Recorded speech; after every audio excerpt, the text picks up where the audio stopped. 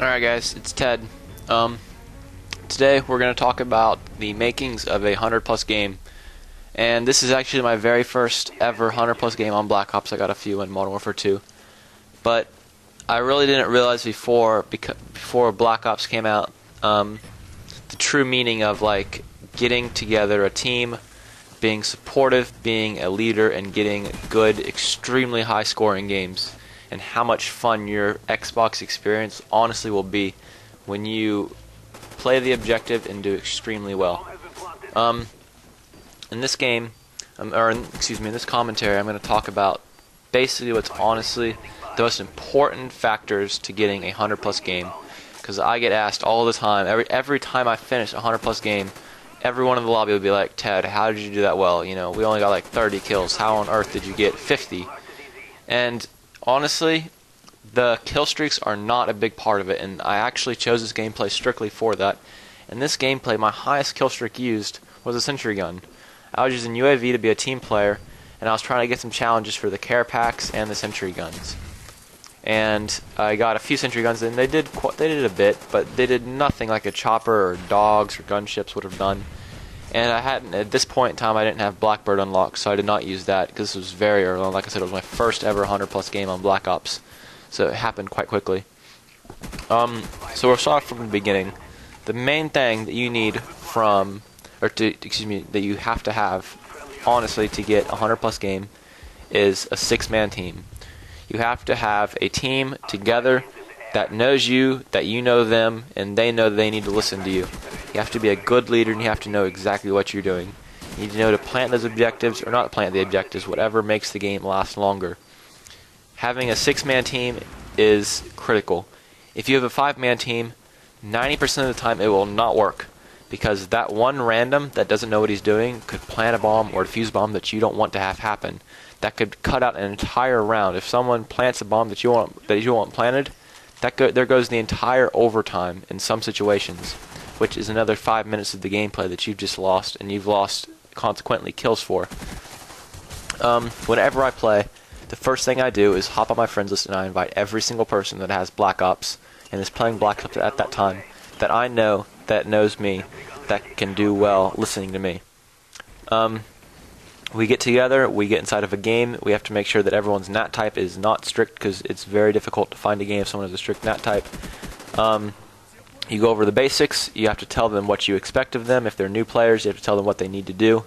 For my teams, I always tell them use Blackbird and UAV, and then whatever third kill streak you want to use. And I use that rule today. Second thing I'm going to talk about is going into overtime. Guys, this is very important, having an entire extra round of the game. You have to always win the first round, and hopefully, not always, but hopefully lose the second round. Sometimes you can't lose the second round. Sometimes you've got them so spawn trapped that you can't not lose the second round. And I tell my teammates all the time, you know, if there's 30 seconds left, and we're up one round, and we're defending, and there's 30 seconds left, I tell my team, get away from the A-bomb, or get away from the B-bomb, and get out of their spawn, and don't call in any kill streaks. With that much of an advantage, the other team will feel confident in their abilities to plant the bomb, and we'll get a 4-minute time extension in exchange for it. If they plant the bomb, then we let them go. We do not worry about the bomb. Instead, we move right back in there and building a perimeter around their spawn, and we let the bomb go and wait for our 2 or 3 minute time extension that we get from having that bomb explode. The third thing I'm going to talk about is team support. Now, what this means is not getting, like you'll notice in my games, I always have to have my high-scoring kill streaks, or just kill streaks that get me kills. And in this game, I don't have the high-scoring ones like Chopper or Gunship, like I said, but I do have the Sentry Gun and the Care Package, which get me quite a few kills throughout the game. That's not all there is to it, though, guys. You have to have a UAV, counter UAV, or a Blackbird somewhere in your setup. And like I said, that's a requirement for anyone that plays with me. I require a Blackbird. But it used to be I'd require at least a UAV or a counter UAV, and now I'm requiring a Blackbird and a UAV sometimes, just because when I get in a party with 6 players, normally I have too much kill streaks to call in. I mean, I've been sitting there, I'm sure I've all had it, just pressing the right D-pad, trying to get your chopper to come in, and there's 3 other players on your team doing the same exact thing, because we've all got our kill streaks. That happens too much on our team, or used to happen too much. Everyone had a chopper and a gunship, and there was not enough room for all the air support in the game. So we had to eventually stop that, and I told them UAV and counter UAV, or UAV and Blackbird. And it's very helpful for the team. in this game in particular, I remember that I think 90% of the game or so, I had a UAV up or a Blackbird up the entire game between me and my teammates. We knew where the enemies were almost the entire game, and it very much helped get those kills. I mean, if you know where everyone is, they can't get out of their spawn. You've got a perimeter around their spawn. You know exactly what you're going to do and how to take them out every single time. Which leads, unfortunately, to my next topic, the rage quitters. This has not been brought up or taken concern nearly enough, in my opinion. But people in Black Ops rage quit like crazy. And I know the same thing happened in Modern Warfare 2. I played it. I was there too. But in Modern Warfare 2, I can count on one hand the number of times that a game actually ended entirely because the enemy team forfeited. Everyone left. It took 20 seconds off the game, and then no one was found, so the game ended. And that happens, for me, at least 1 in 3 games. I mean, at least. And sometimes you'll get a streak going of 3 or 4 games where everyone will leave and they'll forfeit the game. And here you're sitting here with all your kill streaks in your inventory, but no one to kill them with. And that's pretty infuriating on Nuketown, considering you can only vote that map twice. Nuketown, for me and my friends, is just a heyday, because we know how to gain map control. We know the spots that you go to, what you need to do to play that map, and when we get on that map, I've gone through 30 people in a single game before on the other team, just because everyone rage quits, and it keeps. Sometimes it'll find new players between every match, so or between every round, I mean. So if you win a round, normally at the end of that round, it'll go and try to go and search for new players. That's, in my opinion, the most frustrating thing of Black Ops right now. Last Stand is a close second, though. I hate it. It annoys me having to deal another few bullets into someone after they've already fallen into Final Stand. I don't know who came up with that idea. It seems a little impractical to me that when someone takes 3 to 4 bullets, they slip on a banana peel, fall to the ground, jack out their pistol, and start shooting at you. And meanwhile, falling to the ground, they're invincible for exactly half a second. I think that's a little too much in my opinion. I'm not sure why they introduced that. You know, Treyarch was big on, we've balanced the game, and honestly they have. Like, it's very, very balanced. It's the most balanced Call of Duty in my opinion. But the thing is that there's no other perk in the game that alters how much damage you deal or how much life you can have. And that perk screws it up, in my opinion, as far as balance goes. They took out stopping power, so you can no longer deal extra damage unless you're dealing it to the head, which makes sense. And they've took out painkillers, thank God. They took out Final Stand and Death Streaks, thank God. But they give you an advantage now when you have on Last Stand, and it gives you 1 extra health when you fall into Last Stand. And that's enough to really kill me quite a few times, honestly, and it makes me very upset sometimes. That's basically it for getting a 100+ game. I'll go through it again, though. 6-man team, you have to have it. You have to get the timing systems, guys. Let them plant one of those bombs, or you have to plant one of those bombs. Never plant both in one game unless you have to win that round. If you're already up a round, let it go. It's no big deal, because you will go into overtime and get another few minutes of the game.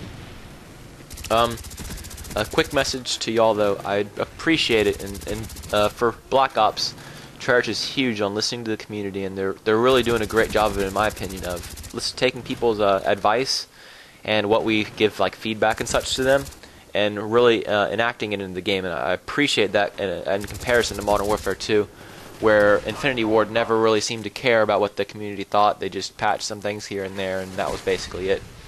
Like, they patched the models, you know, the chopper gunner a little bit. They didn't really do anything else for the community, though. But if y'all guys would, I'd like to send some messages, constructive criticism, I guess, to Treyarch. You can post it on their forums about the matchmaking system, because it is, right now, it's definitely broken. I mean, there's no reason why people can be gone for 30 minutes, or we have 3 men on the other team for the entire game. I mean, it happens very frequently, where I'll be in a game, and the entire game we're playing against 3 people. And in games like Team Deathmatch and Domination, it's even worse. It's absolutely awful. I mean, you can sit, you've never experienced boredom until you've sat in a 6v2 Team Deathmatch, and you've got a Blackbird up, so your entire team knows where the enemy is. You can't get a kill in edgewise. I mean, it's absolutely awful, and Treyarch will never, ever find new players for you. And it's the most frustrating thing, and it's very, very boring, and it's, in my opinion, the biggest flaw of Call of Duty to date. So that's basically my rant on that. Back on the how to get 100+ games, you have to be a good player. I mean, you're not going to get around that. I've been playing Call of Duty since Call of Duty 5 came out, and that was right after Call of Duty 4 basically ended. I mean, it was basically right when Call of Duty 5 came out is when I started playing Call of Duty, and I was hooked. I mean, I had seen my friends play a little bit, and I was like, this is gay. And then I'm like, wow, this is. I started playing zombies, and I'm like, oh my god, this is ridiculous. This is so much fun. Got onto multiplayer, and every time I got a chance, I'd look up tips, tactics, see how other people play. I always watch my kill cams. I learned so much from that, and just things like that will help you become a better player. That's what I'm trying to do with my channel. I'm honestly trying to make people better players.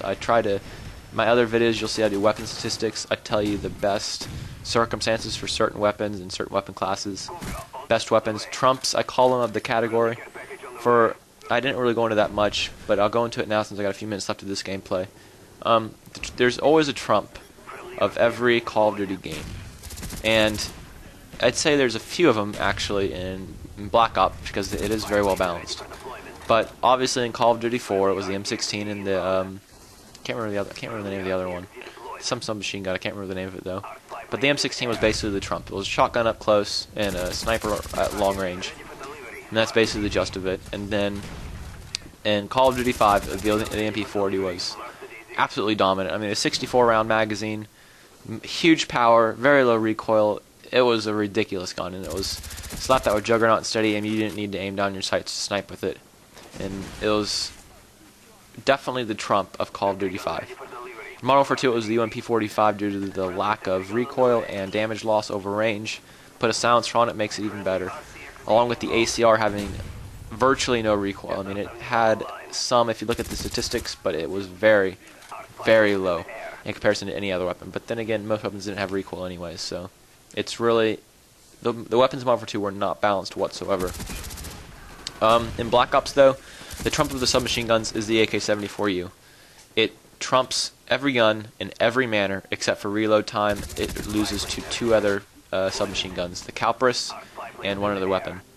But guys, if you're going to use a submachine gun, use the AK-74U. I'm telling you right now, until it is patched, it is the best submachine gun in every single way, shape, form, fashion, damage, steady aim-wise, damage-wise, recoil-wise, hip spread-wise, everything. It's the best. It's trump. It does perfect. However, it does not do good in long quarter situations, in long-range situations. So, if you're going to go up against an assault rifle at long range, you're going to lose. However, if you're going submachine gun versus submachine gun in close quarter combat, the AK-47 is the way to go. Slap rapid fire, it even makes it more dominant in close quarter combat. It's one of the best attachments. However, I think dual mags is probably better due to the more ammo you get. That's another thing, guys, another tip. Not sure if many people knew this. I know I told a few friends and they're like, wow, really? So I think it's a cool tip to know is that if you add dual mags onto any gun, you will get double the ammo that you start out with normally. It doesn't work for Scavenger, but if you're not using Scavenger Pro, like I always use Hardline, and if I use dual mags, then you get double the ammo because it counts one taped magazine as one magazine, which is really two magazines of normal ammo. So if you're using the FAMAS, I think you normally get 90 rounds, and this way you get 180, which really is a big help. You don't need Scavenger Pro if you use that, in my opinion. And you can always pick up another weapon off the ground if you really have to. That's a little tip. Guys, the game's really coming to an end. I hope you enjoyed. I do go 101 kills, 12 deaths. We win the game. Everyone's happy door. I think my entire team did very well. It was an overall great game, and I thank the friends that I had that played this game with me, because I remember it was a great round, and we were all celebrating at the end of it, because it was my first 100-plus game. Subscribe, comment, rate, whatever you want to do. I'll see you later, guys.